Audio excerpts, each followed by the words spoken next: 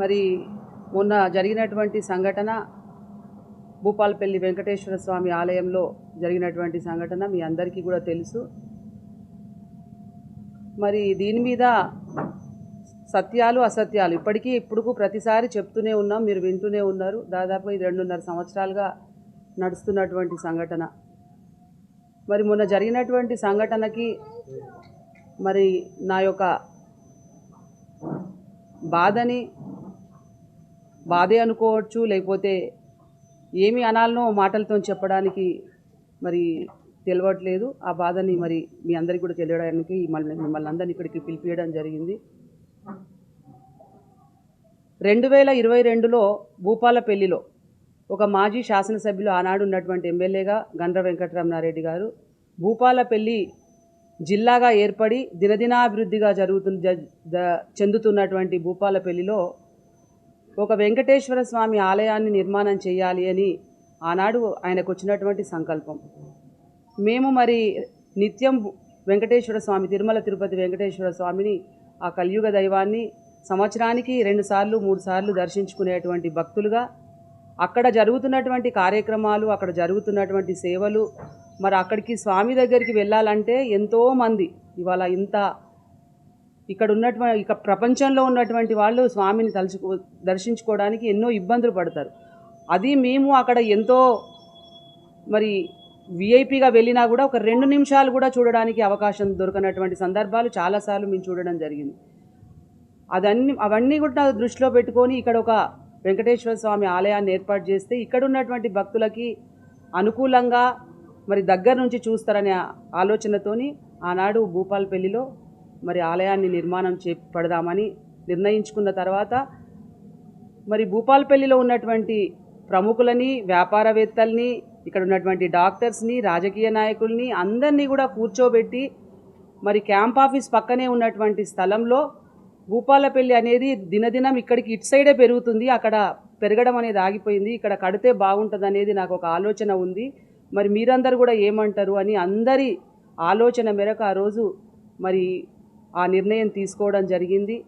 దాంతో పాటుగా చరిత్రలోనే ఉంది, ఆలయం కడితే ఒకరు కట్టకూడదు, ఒకరే కడితే వాళ్ళ ఆలయము అనేది ఏర్పడుతుంది, అందరి సహాయ సహకారాలతోని ఆలయం అనేది నిర్మాణం చేయాలని పెద్ద పెద్ద పండితులు, శాస్త్రవేత్తలు అందరూ కూడా చెప్పడం జరిగింది.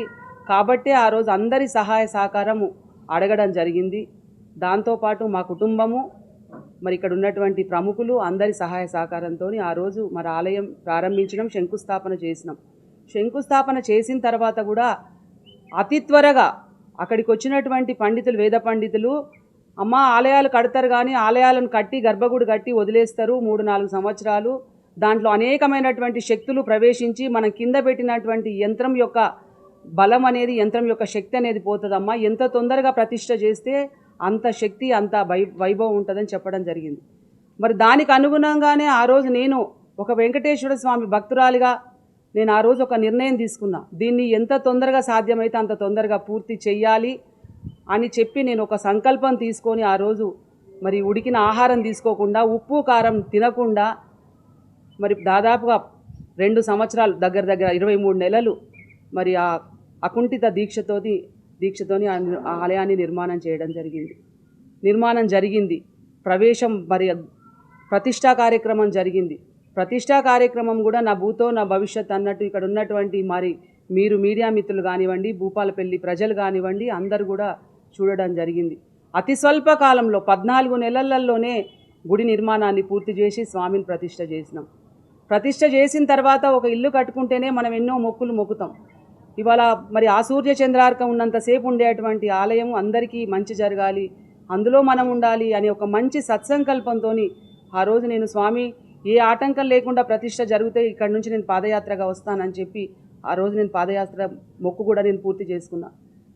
ప్రతిష్ఠ అయిన తర్వాత ఎలక్షన్ ఓడిపోయినప్పటికీ కూడా కొంతమంది ఎన్నో మాట్లాడడం జరిగింది. అయినా కూడా మనం మొక్కినటువంటి మొక్కుని, సంకల్పాన్ని నెరవేర్చాలని చెప్పి భూపాలపల్లి నుంచి మరి తిరుమల తిరుపతి దేవస్థానం వరకు ఒక జెండా తీసుకొని ఎన్నో ఇబ్బందులైనాయి. నేను అనుకున్నా నేను ఇంత స్ట్రాంగ్గా ఉంటా, నాకు ఏ ఇబ్బందులు రావనుకున్నా. కానీ ఆ వెంకటేశ్వర స్వామి నన్ను ప్రత్యేకంగా పరీక్షించిండు, ఈమె నడవగలుగుతుందా నడవలేదా అని. ఎన్ని ఇబ్బందులైనా మరి ఆ సంకల్పాన్ని నెరవేర్చి స్వామికి స్వామి భూపాలపల్లిలో ఆలయం కట్టినాము, దినదినాభివృద్ధి జరిగి అంతా బాగుండాలి, సుభిక్షంగా ఉండాలి, ప్రాంతం బాగుండాలి, ప్రాంతంలో ఉన్నటువంటి ప్రజలు బాగుండాలని మరి ఒక వేడుకొని స్వామిని దర్శించుకొని వచ్చిన. మరి ఇట్లాంటి సంఘటనలు జరుగుతున్నటువంటి తరుణంలో, ఇట్లాంటి కార్యక్రమాలు జరుగుతున్నటువంటి తరుణంలో మరి వాళ్ళ అదృష్టం బాగాలేక మేము ఓడిపోయినాం. ఇవాళ అదృష్టం బాగుండి గెలిస్తే సంతోషం.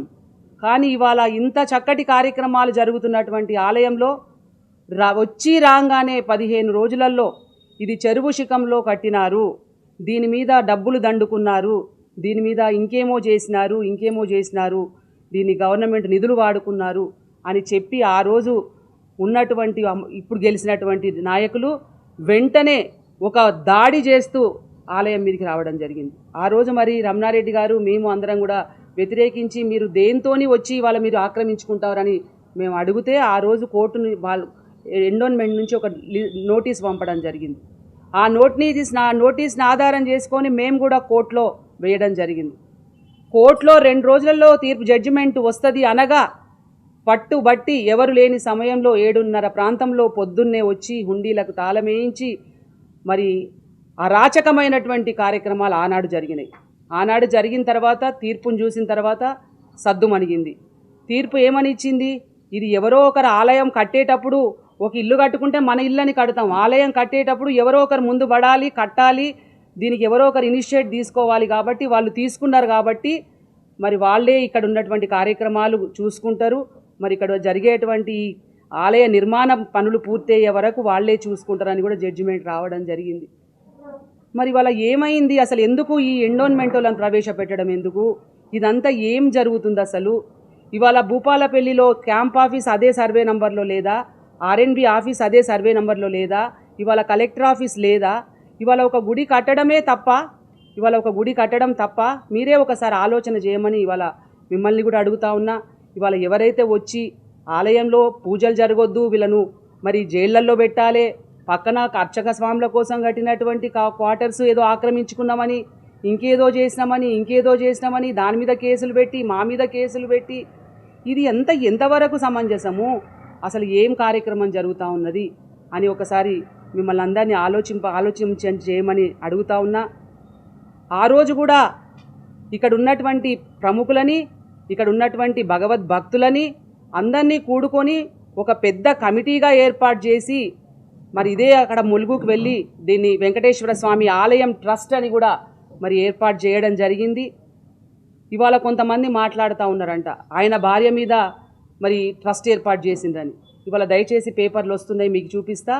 ఇవాళ నా మీద ట్రస్ట్ నాకేదో ఏర్పాటు చేసుకోవాలని కాదు, ఇవాళ వాళ్ళ దగ్గరే ఉన్నాడు అనిల్ అనే వ్యక్తి, ఒక మరి షావుకారి బిడ్డ, కాస్తో కూస్తో భక్తిభావం ఉంటుందని చెప్పి ఆయననే శాశ్వత ధర్మకర్తగా కూడా పెట్టడం జరిగింది. ఇప్పుడు మీకు అవన్నీ చూపిస్తా.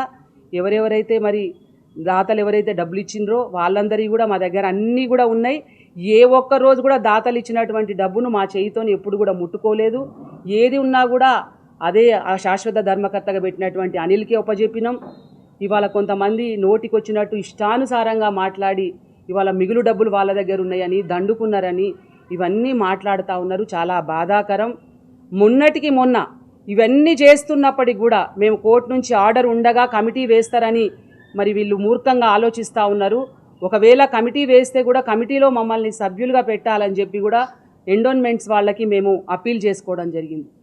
ఆ అప్పీల్ చేసుకున్న తరుణంలో ఎండోన్మెంట్ వాళ్ళు ఇచ్చినటువంటి లెటరు ఏప్రిల్ 10వ తారీఖు ఉంటే మొన్న మీరు చూసిండ్రు 2 రోజుల సమయం ఉన్నదనగా కోర్టుకు సెలవులు వచ్చినాక 2 రోజులలో అయిపోతుందనగా అనైతికంగా వచ్చి వాళ్ళు ఇవాళ ఏదైతే కమిటీ ఏర్పాటు చేస్తున్నామని చేసిండ్రో దానికి నిరసన తెలియజేయడానికే వచ్చినాం తప్పితే గుడికి ఎక్కడా కూడా వాళ్ళు చేసేటువంటి కార్యక్రమాలను అడ్డుకొని విచక్షణ రహితంగా అడ్డుకోవాలని మేము ఏ రోజు కూడా ప్రయత్నం చేయలేదు. ఎందుకంటే ఇన్ని సంవత్సరాల రాజకీయ జీవితంలో ఏ రోజు కూడా విచక్షణ లేకుండా ప్రవర్తించబోము అని సందర్భంగా తెలియజేస్తా ఉన్నా. మొన్న జరిగినటువంటి కార్యక్రమం మీరందరూ కూడా చూడడం జరిగింది. ఇవాళ ఇటుక పేర్చి ఇవాళ ఒక కడుపుతోనున్న మహిళ ఏ రకంగా కలలు గని మరి ప్రసవం కోసం ఎదురు చూస్తుందో నేను ఆ ఆలయం కోసం అట్లా ఎదురు చూస్తూ ఒక భక్తి భావంతో నేను ఆలయాన్ని నిర్మించుకున్నాం. నిర్మించుకున్న ఆలయాన్ని ఎప్పుడు కూడా మా ఆలయం అని నేను ఏ రోజు చెప్పలేదు, ఎవరము చెప్పలేదు. కానీ ఇవాళ వాళ్ళు మాట్లాడుతూ ఉన్నారు ఇవాళ మా ఆలయం అని, వాళ్ళు వచ్చి ఇక్కడ పెత్తనం చేస్తూ ఉన్నారని. ఏనాడు పెత్తనం చేయలేదండి. నేను ఇప్పటికీ కూడా చెప్తున్నా, ఆలయం అంటే ఆలయానికి కొన్ని నిబంధనలు, కొన్ని పరిశుభ్రత కార్యక్రమాలు, కొన్ని కైంకర్యాలు, కొన్ని కార్యక్రమాలు ఉంటాయి. కాబట్టి అవన్నీ మనం అందరం కలిసి సమిష్టిగా చేసుకోవాలనే తపనతోని చెప్పడమే తప్పితే ఎక్కడ కూడా మాది అనేది నేను ఏ రోజు కూడా మాట్లాడలేదు అని సందర్భంగా తెలియజేస్తూ ఉన్నా. మొన్న జరిగినటువంటి సంఘటన చాలా బాధాకరము. మరి వాళ్ళ అధికారం అడ్డం ఉన్నది కదా, అధికారం ఉంది కానీ కదా అని అధికారాన్ని అడ్డం పెట్టుకొని మరి ఏ రకంగా ప్రవర్తించిండ్రో, ఒక మహిళా ప్రజాప్రతినిధిని కూడా చూడకుండా ఒక అసాంఘిక శక్తిలాగా, ఒక తీవ్రవాదిలాగా ఎట్లా గుంజుకపోయి నన్ను అరెస్ట్ చేసిండ్రో మీరందరూ కూడా చూస్తూ ఉన్నారు. ఇవాళ సభ్య సమాజం తలదించుకునే విధంగా ఇవాళ వాళ్ళ ప్రవర్తన ఆ విధంగా మరి ఉంది. ఇవాళ మేము ఒకటే తెలియజేస్తూ ఉన్నాం, మీరు అనైతికంగా ఏ కార్యక్రమాలు చేసినా ఏమి చేసినా కూడా ఇవాళ నాకున్నటువంటి భక్తి, ఇవాళ ఒక్కరోజు వచ్చిన భక్తి కాదు ఇది. ఇవాళ నేను వెంకటేశ్వర స్వామి భక్తురాలుగా నా చేయి మీద పచ్చబొట్టు ఇప్పుడు కాదు, దాదాపుగా 15 సంవత్సరాల క్రితమే నేను ఇవాళ పచ్చబొట్టు వేయించుకొని ఇవాళ ఒక భక్తురాలిగా ఉన్నా, ఇవాళ స్వామి సేవకురాలిగా ఉన్నా. నేనేదో ఇవాళ అక్కడ పెత్తనం చేసి నేనేదో చేద్దామనే దాంతో లేను.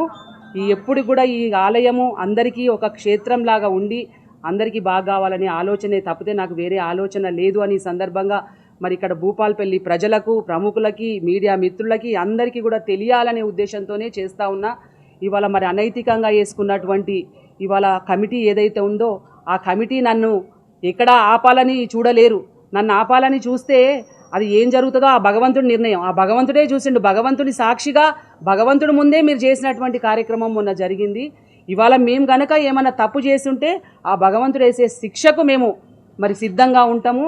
కానీ ఇవాళ ఎవరైతే ఈ అరాచకమైనటువంటి అనైతికమైనటువంటి కార్యక్రమాలు చేసిండ్రో వాళ్ళ విచక్షణకు వదిలేస్తూ రాజకీయ రంగు పులుమొద్దు ఆలయానికి, రాజకీయ రంగు పులుమితే అది ఆలయానికి మరి అది మంచిది కాదు అని సందర్భంగా తెలియజేస్తూ తప్పకుండా రేపు రాబోయే రోజులలో ఇవాళ వాళ్ళు చెప్తా ఉన్నారు, మేము ఆలయాన్ని అభివృద్ధి చేస్తాం, నిధులు తెస్తాము, కోటంచ బాగా చేసినాము, ఇది చేసినామని చెప్తా ఉన్నారు. కోటంచ ఇయాల్టిదా నిన్నటిదా? కొన్ని శతాబ్దాల కిందిది కోటంచ. ఇవాళ కోటంచం చేసినామంటే కోటంచకు నిధులు ఉన్నాయి, చేసిండ్రు. ఇవాళ భూపాలపల్లిలో ఆంజనేయ స్వామి ఆలయం ఉంది, అక్కడ శివాలయం ఉంది. ఇవాళ అక్కడ ఏం జరుగుతుంది? ధూపదీప నైవేద్యం సరిగ్గా లేకుండా ఇవాళ ఎండోన్మెంట్స్ వాళ్ళ దగ్గర నిధుల కొరతతోని ఎట్లా గాలికి వదిలేసిండ్రో మనం చూస్తలేమా? ఇవాళ నిత్యం కైంకర్యాలు చేస్తూ, నిత్య పూజలు చేస్తూ ఇవాళ తిరుపతిని తలపించే విధంగా ఇవాళ కార్యక్రమాలు చేస్తే ఇట్లాంటి చర్య చేయడం ఇది సమంజసం కాదు. ఇది ఇవాళ నిజంగా ఇవాళ పోలీసులు చూపించినటువంటి అతి ఉత్సాహము. ఇవాళ పోలీసులు అనేవాళ్ళు ఎప్పటికి ఉంటారు, రాజకీయ నాయకులు ఇవాళ ఒకసారి గెలుస్తారు, ఒకసారి ఓడుతారు. కానీ ఇవాళ విచక్షణ కోల్పోయి ఇవాళ ఏదో మరి బాస్ చెప్పిండు కదా, బాస్ చెప్పిన దానికి అనుగుణంగా చెయ్యాలి అనుకుంటే ఇది చరిత్రలో ఎప్పటికీ నిలిచిపోతుంది. ఇవాళ నేను మాట్లాడట్లేదు, ఇవాళ ఎక్కడెక్కడి వాళ్ళు ఫోన్ చేసి మాట్లాడుతూ ఉన్నారు. ఇవాళ చేసినటువంటి వాళ్ళు వాళ్ళకు పుట్టగతులు ఉండవు, వాళ్ళు నాశనం అయిపోతారని ఎంతోమంది వాళ్ళ ఫోన్లు చేసి మాట్లాడుతూ ఉన్నారు. కానీ నేను నా నోటితో నేను అనను. భగవంతుడే సాక్షి, భగవంతుడే చూసుకుంటాడు. ఏది జరిగినా ఆయనకి భగవంతుడి చరణాలకు సమర్పణ చేస్తూ ఉన్నా. కాబట్టి దయచేసి ఇవాళ ఇక్కడ ఉన్నటువంటి ప్రజలకు, ఇక్కడ ఉన్నటువంటి మీడియా మిత్రులని అందరినీ కూడా ఇది ఒక మంచి ఆలయము. ఈ ఆలయాన్ని ఎవరు ఏది చేసినా ఏమి జరిగినా, ఎందుకంటే ఇది 2 రోజులు, మొన్న 2 సంవత్సరాలు దాటి 3వ సంవత్సరంలోకి అడుగు పెడుతుంది. ఒక ఆలయాన్ని నిర్మించుకున్నాక ఒక 5 సంవత్సరాలు అయితే కానీ అక్కడ జరిగేటువంటి కైంకర్యాలు కానివ్వండి, అక్కడ జరిగేటువంటి కార్యక్రమాలు కానివ్వండి, అక్కడ జరిగేటువంటి పద్ధతులు కానివ్వండి ఒక పద్ధతి ప్రకారంగా నడుస్తాయి. కాబట్టి ఇవాళ పద్ధతి కోసమే నేను నా ప్రాకులాట తప్పితే నాకు వేరే ప్రాకులాట లేదు. నాకెప్పుడు కూడా నాది అనేది లేదు. ఇది అందరిది, మనది, మన గుడి, మన ఆలయం, మన భూపాలపల్లి తప్పితే ఏ మరి స్వలాభం లేదు అనేది సందర్భంగా తెలియజేస్తూ ఇవాళ రాసిపోయి ఇవాళ ఎవరైతే దాతలు ఇచ్చిండ్రో ఇచ్చినటువంటి వాళ్ళందరి కూడా పేరు పేరుతో సహా ఇవాళ అక్కడ కొట్టించి పెట్టడం జరిగింది. ఇవాళ నేను ఒకటే ఛాలెంజ్ చేస్తూ ఉన్నా. ఇవాళ ఇదే అనిల్ అనే వ్యక్తి ఆ రోజు శాశ్వత ధర్మకర్తగా పెట్టినటువంటి అతనికి అన్నీ ఒప్పచెప్పినాం. ఇవాళ అంటున్నారు కదా ఇవాళ మేము మిగుల్చుకున్నామని. ఇవాళ ఆయనకు మొత్తం తెలుసు. ఇవాళ తెలిసినటువంటి వ్యక్తి ముందుకొచ్చి ఇవాళ మాట్లాడాలని సందర్భంగా కూడా తెలియజేస్తూ ఉన్నా. కాబట్టి దయచేసి దీన్ని రాజకీయం చేయొద్దు. ఎవరు ఎన్ని అనైతికంగా చేసినా నా భక్తిని ఎవరు ఆపలేరు, నన్ను ఎవరు ఆపలేరు అనేది సందర్భంగా తెలియజేస్తూ అందరికీ కూడా మీడియా మిత్రులకి అందరికీ కూడా నమస్కారం తెలియజేస్తా ఉన్నా. చాలా బాధ కలిగించింది, ఇవాళ బాధ కలిగించి ఇవాళ ఇంత తొందరగా నేను కోలుకొని మళ్ళీ మీ ముందుకు వచ్చి మాట్లాడుతున్నా అంటే ఆ వెంకటేశ్వర స్వామి దేవుడి దయ వలన నేను ఇవాళ మళ్ళీ మంచిగా నేను ఉండే స్ట్రాంగ్ మనిషిగా మీ అందరికీ తెలుసు. నేను ఎప్పుడు ప్రజలలో ఉండేదాన్ని కాబట్టి ఇవాళ ఇట్లాంటి కార్యక్రమాలు చేయకూడదని మీ ద్వారా వాళ్లకు తెలియజేస్తా ఉన్నా. ఓం నమో వెంకటేశాయ.